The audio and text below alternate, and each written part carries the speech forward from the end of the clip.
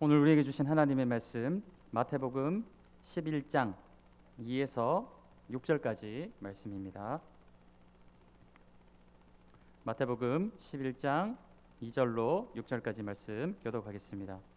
요한이 옥에서 그리스도께서 하신 일을 듣고 제자들을 보내어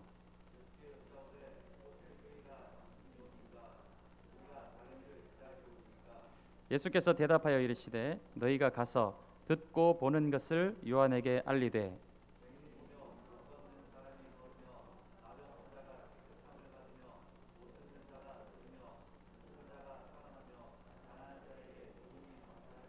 함께 하겠습니다.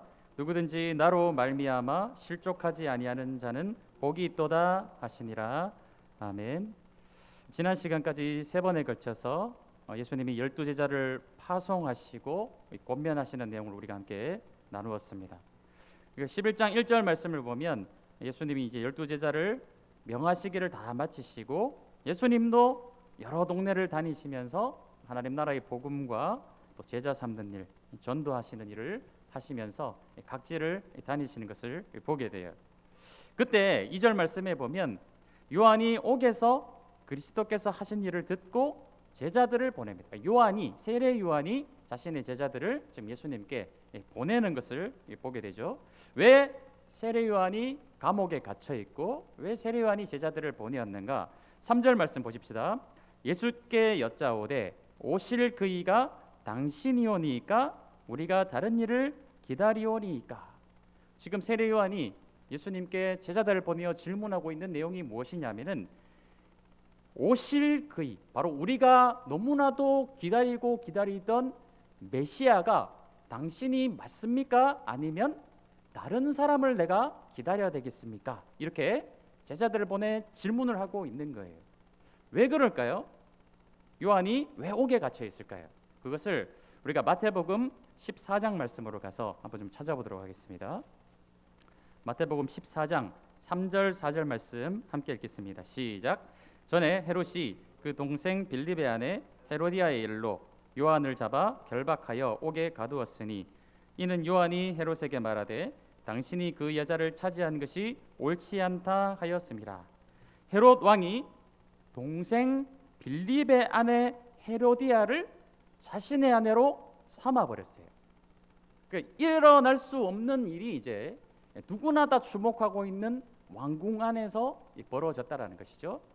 여기에 대해서 광야로 나아가서 수많은 백성들을 회개 운동을 불러일으키며 하나님 나라를 위하여 막 열심히 뛰고 있던 이 세례 요한이 그 일을 그냥 좌시할 수 없는 것이죠. 거기에 대해서 지적한 것이에요. 회개하라, 지적을 한 것이죠. 이 왕이 그 말을 듣고 화가 나서 이 세례 요한을 감옥에 가두어 버린 그런 상황에 있었다라는 것입니다. 그래서 다시 11장으로 돌아와서 요한이 왜 감옥에 있었느냐? 바로 이 일 때문에, 이런 왕궁의 스캔들 때문에 그 일에 대해 하나님의 정의와 공의를 외치다가 감옥에 투옥이 돼 있는 그런 상황이었다는 거예요. 하나님의 정의와 공의를 세우는 일을 하다가 불의하게 감옥에 갇혀 있는 세례 요한의 이 상황을 예수님도 너무나도 잘 알고 계시겠죠. 그런데도 불구하고 예수님은 거기에 대해서 아무런 조치나 반응을 하지 않으시는 것을 말씀을 통해 보게 됩니다. 그러니까 세례 요한의 입장에서는 이것이 어떻게 된 일인가 궁금하게 된 것이죠. 이 예수님과 세례 요한은 어떤 사이입니까? 예수님이 세례 요한한테 세례를 받으셨죠. 세례 요한은 늘 예수님을 향하여서 나 뒤에 오실 이는 나보다 더 큰 사역을 감당하시리, 내가 그분의 신발끈을 매기에도 부족하다. 세례 요한은 자기 자신이 광야로 나아가서 왕궁 안에서 벌어지고 있는 온갖 추잡한 일들과 또 종교 지도자들, 그 당시의 대제사장들이 로마의 권세에 결탁하여서 백성들보다는 자신들의 권익만 챙기고 있는 그런 상황 가운데 회개하라 천국이 가까웠느니라 막 외치면서 광야로 나아갔고, 그런 세례 요한에게 예수님이 찾아왔을 때 세례를 주고받는 그런 사이가 세례 요한과 예수님의 사이였어요. 더욱이 예수님의 어머니인 마리아는 이 요한의 어머니인 엘리사벳과 친족의 관계예요. 그러니까 남남이 아니라는 것이죠. 이 친족의 관계라는 거예요. 그런 세례 요한이 감옥에 갇혀 있는데 예수님이 아무 일도 하지 않으시니까 세례 요한의 마음 가운데 어떤 마음이 들었을까요? 이사야 35장 말씀 우리가 한번 찾아서 좀 보도록 하겠습니다. 이사야 35장 3절 4절 말씀 우리 함께 읽도록 하겠습니다. 시작. 너희는 악한 손을 강하게 하여 떨리는 무릎을 굳게 하며 겁내는 자들에게 이르기를 굳세어라. 두려워하지 말라. 보라 너희 하나님이 오사 보복하시며 갚아주실 것이라. 하나님이 오사 너희를 구하시리라 하라 말씀하고 있죠. 자, 이사야 35장 말씀은 메시아에 관한 말씀이에요. 세례 요한은 이 말씀을 너무나도 잘 알고 있었어요. 앞으로 장차 우리에게 임할 메시아는 이런 메시아인 거예요. 약한 손을 강하게 하고 떨리는 무릎을 굳게 하며 겁내는 자들에게 굳세어라 두려워하지 말라. 너희들을 대신하여 보복해 주시는 악하고 불의한 자들을 심판하시는 메시아로 오시는 분이 세례 요한과 모든 백성들이 기다리고 있던 메시아였어요.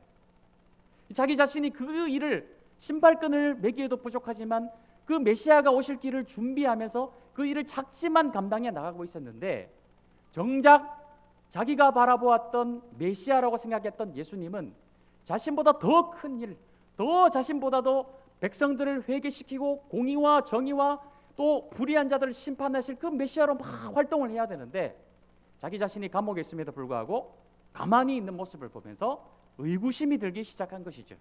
그래서 한 질문이 무엇입니까? 3절 말씀에 예수께 여짜오되 오실 그 이가 당신이 맞냐라는 거예요.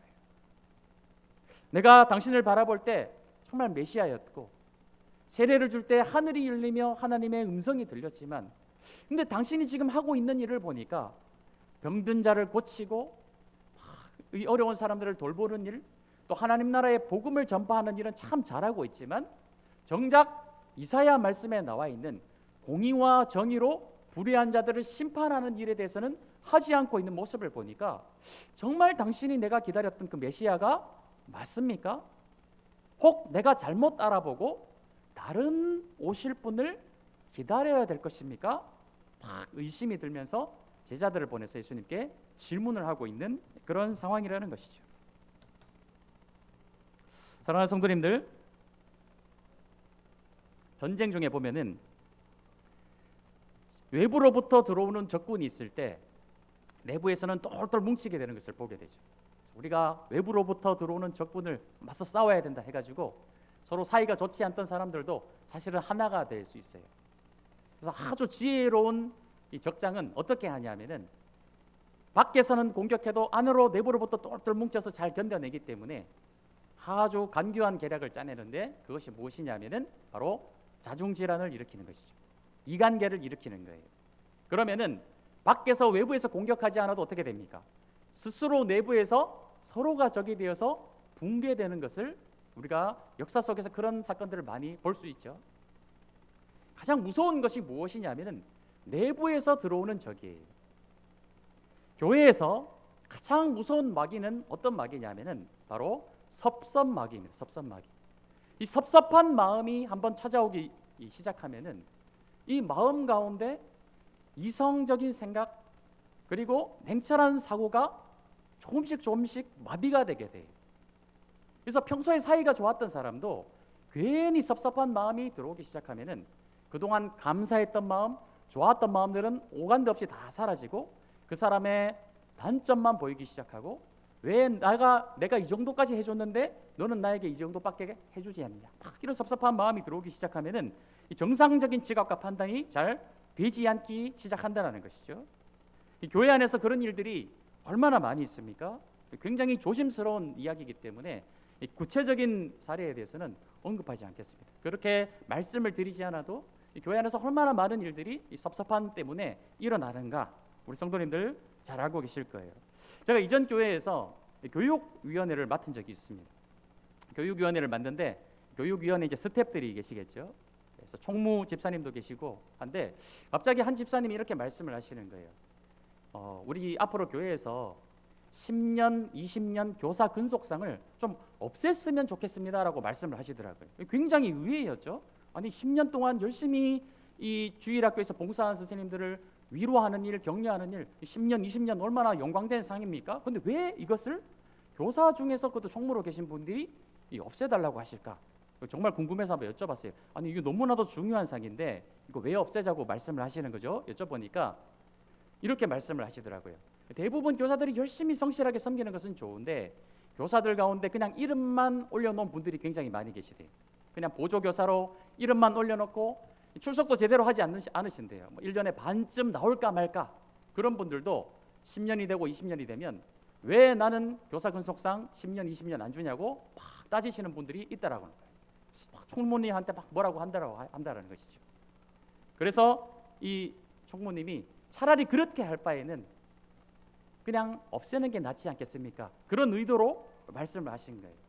나도 교사인데 나도 어쨌든 10년, 20년 섬겼는데 왜 내 이름을 거기서 빼느냐? 막 섭섭해가지고 그때부터 막 안에서 정말 좋은 일만 있어야 될 교회 안에서 좋지 않은 일들이 막 생기고 감정 싸움이 일어나고 그렇게 되는 모습을 보면서 그럴 바에는 그냥 안 하는 게 낫지 않겠냐? 이런 의도로 취지로 말씀을 하셨다는 것이죠.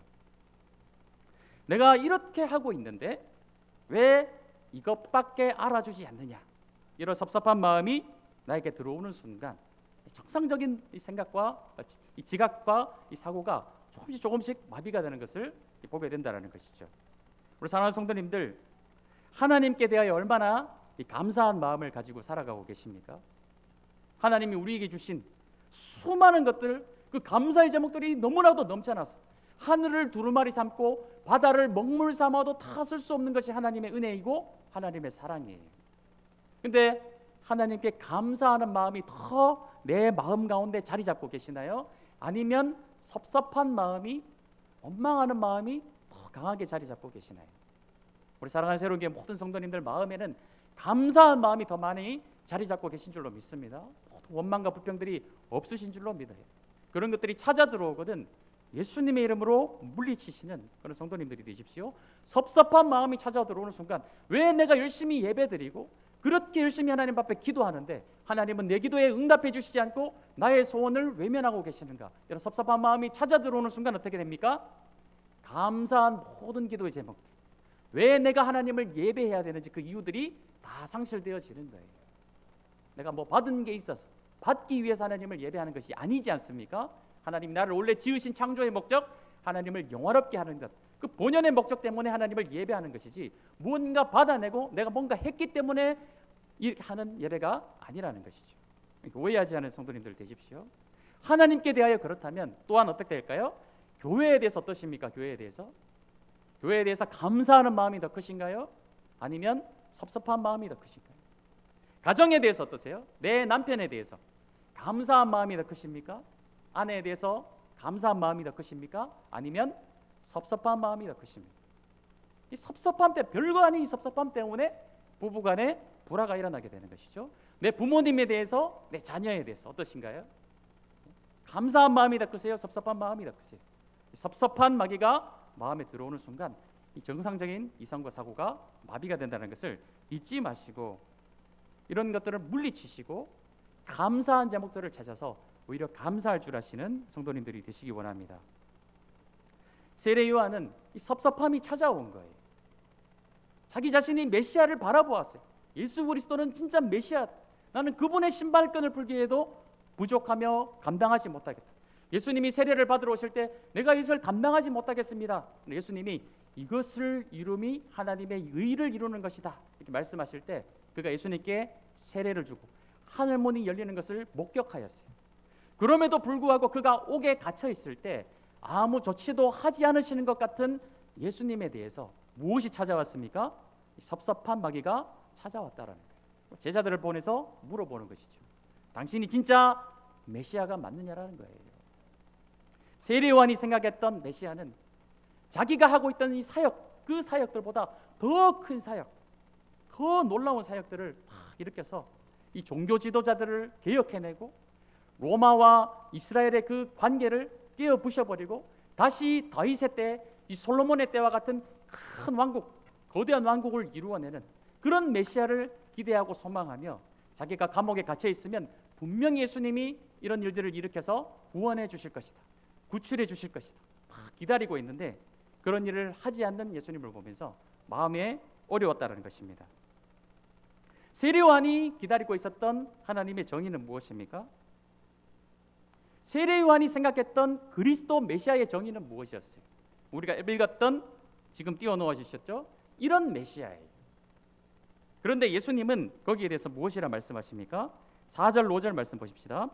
예수께서 대답하여 이르시되 너희가 가서 듣고 보는 것을 요한에게 알리되 맹인이 보며 못 걷는 사람이 걸으며 나병 환자가 깨끗함을 받으며 못 듣는 자가 들으며 죽은 자가 살아나며 가난한 자에게 복음이 전파된다 하라. 누구든지 나로 말미암아 실족하지 아니하는 자는 복이 있도다 하시니라 말씀하시는. 6절 말씀이 굉장히 중요하죠. 누구든지 나로 말미암아 실족하지 아니하는 자는 복이 있다라고 말씀하시는 거예요. 우리가 흔히 범하기 쉬운 큰 오류가 무엇이냐면은 우리는 하나님의 뜻을 우리 생각대로 자꾸 해석을 하는 거예요. 나의 정의, 나의 공의를 만족시키는 하나님을 자꾸 생각하는 것이죠. 내가 이것이 정의라고 생각하고 내가 이것이 공의라고 생각하는 것을, 그것을 구현해내는 신이 하나님이라고 자꾸 생각하게 되어 있어요. 내가 생각하는 정의, 내가 생각하는 공의가 있는데 하나님이 그렇게 해주시지 않으면 의심이 드는 거예요. 그 하나님이 정말 살아계시는 하나님이 맞는가? 내가 생각하는 하나님은 정말 선한 신인가? 의심이 들기 시작한다는 거예요. 그런데 성경은 분명히 우리에게 이렇게 말씀하고 있습니다. 하나님이 하시는 그 일이 정의입니다. 메시아 그리스도가 하시는 그 일 자체가 정의이며 공의인 거예요. 하나님의 하시는 일이 정의이며 공의이지 우리 생각과 우리의 정의가 공의가 아니라는 거예요. 인본주의적으로 생각을 해보면 인본주의가 무엇입니까? 우리 입장에서 자꾸 생각을 하게 되는 것이죠. 우리 입장에서 생각을 해보면 그 하나님이 정말 선한 신인가 아닌가. 이번에도 지금 튀르키예에 큰 지진이 나서 수많은 사람이 고통받고 있지 않습니까? 하나님이 정말 살아계시고 그 하나님이 선한 신이라면 왜 그런 나라의 그 엄청난 일들, IT에 큰 쓰나미가 덮쳤을 때도 수많은 사람이 죽어나갈 때 그런 질문을 하시는 분들이 굉장히 많았어요. 인간적으로 한번 생각해 보십시다. 우리가 창세기에 보면 하나님이 온 천지 만물을 지으시고 인간에게 다 주셨어요. 네가 다스리라, 정복하라. 선악과만큼은 네가 손대지 마라 말씀하셨죠. 인간적으로 한번 생각해 볼게요. 인간적으로 오해하지 마시고. 자, 선악과 그거 한번 따먹은 거, 그게 동산에서 쫓겨날 정도로 그렇게 큰 죄입니까? 그거 한번 손댄 거, 그거 하나 여러 개 다 따먹은 것도 아니고 나무를 잘라버린 것도 아니고 하나 딱 손댔어요. 그게 그렇게까지 죽일 죄인가요? 우리 사무엘상으로 와가지고 사울 왕을 잘 아실 거예요. 사울 왕이 처음에는 굉장히 지혜롭고 하나님의 성령에 충만해서 막 백성을 구원하지 않습니까? 전쟁에 나갔는데 사무엘이 오지 않아요. 전쟁을 치르기 전에 이스라엘 백성들은 반드시 하나님 앞에 제사를 드리고 하나님께 이 뜻을 묻고 전쟁을 치러야 되는데 이 제사, 그러니까 오늘날로 치면 예배를 드려줘야 될 사무엘이 지각을 하는 거예요. 빨리 오지 않는 거예요. 지금 당장 막 적군하고 전쟁을 해야 되는 상황인데 이 사울이 기다리다가 이렇게 그냥 전쟁을 치를 수 없으니 나라도 대신 예배를 집례해야 되겠다 해가지고 예배를 드렸어요. 그게 그렇게까지 큰 죄입니까? 하나님 앞에 지금 예배 드리고 전쟁 치른다는데 그게 그렇게 죽일 만한 그런 죄예요. 왕을 폐할까지 그런 죄예요. 사무엘이 와서 순종이 제사보다 낫다 하시면서 하나님이 사울을 버려버리시고 다윗을 선택하시는 모습을 보게 되는 것이죠. 우리 잘 아는 다윗 알고 있지 않습니까? 다윗이 하나님의 뜻을 따라서 정말 하나님의 마음에 합한 자로서 막 일들을 해나갔어요. 왕으로서 이스라엘 백성들을 구원하고 이스라엘을 확 회복하는 그런 일들을 막 잘 해나가는 다윗의 모습을 우리 성도님들 잘 아실 거예요. 그 다윗이 자기는 백향목으로 지은 왕궁에서 살아가는데 하나님의 성막은 저 그냥 밖에 있는 거예요. 자기가 입장에서 보았을 때는 초라해 보이는 그런 천막 안에 하나님을 두는 것이 너무나도 송구해가지고 내가 하나님을 위해 백향목 성전을 짓겠습니다. 그게 얼마나 좋은 마음입니까? 근데 하나님이 뭐라 하시죠? 네가 뭔데 내 집을 짓겠냐? 내가 그런 집에서 사는 존재냐? 너는 성전을 지을 자격이 없다. 네 손에는 피가 너무 많이 묻었어. 안 돼! 하시는 거예요. 나중에 네 아들 때의 성전을 짓게 하라고 말씀하시는 거예요. 아니, 다윗이 평생을 하나님 앞에 바쳤는데 자기 손으로 하나님의 집을 짓고 싶다고 하는데 하나님이 그것을 거부하시는 거예요. 인간적으로 생각해 보면 어때요? 너무나도 섭섭하죠? 아니, 선악과 그거 하나 따먹은 거. 아니, 하나님은 예배하고 전쟁 치르겠다는데 그거 잠깐 좀 직분 조금 이게 어겼다고 그게 뭐가 그렇게 큰 죄입니까? 하나님의 성전을 한번 짓겠다는데 왜 하나님이 그걸 거부하시죠? 인간적인 입장에서 생각하면 섭섭한 일이고 이해가 되지 않는 일이에요. 인본주의 인간의 입장에서 생각하면 하나님의 정의와 공의가 이해가 되지 않을 수 있다라는 거예요. 그럼에도 불구하고 성경은 우리에게 뭐라고 말씀하십니까? 하나님이 하시는 일 자체가 하나님의 공의이며 정의임을 우리에게 말씀하고 계시는 거예요. 결국 신앙생활, 믿음은 무엇이냐면은 이 믿음이란 인간이 자신의 생각과 철학을 부정하고 부인하는 것. 자기를 부인하고 예수님을 쫓느냐 아니냐 여기서 결정이 되는 거예요. 나의 생각, 나의 공의, 나의 정의로 하면은 하나님의 공의와 정의가 이해가 될 수 없습니다.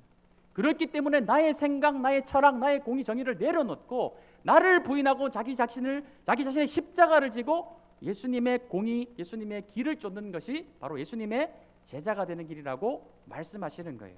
그러시면서 하시는 말씀이 11장 6절 다시 보십시다. 누구든지 나로 말미암아 실족하지 아니하는 자는 복이 있도다라고 말씀하시는 거예요. 예수님의 하시는 일 때문에 그것이 자신의 생각과 충돌이 일어나더라도 아니 내가 생각했던 메시아는 이런 메시아인데 왜 그 일을 하지 않는가? 그로 말미암아 실족하지 않고 그것을 오히려 받아들이고 순종하며 그 길이 메시아의 길임을 인정하고 따라가는 자가 복된 자라고 우리에게 가르쳐주고 있는 그런 말씀입니다. 요한의 입장에서는 굉장히 예수님의 이 대답이 무심해 보이는 대답일 수 있겠죠.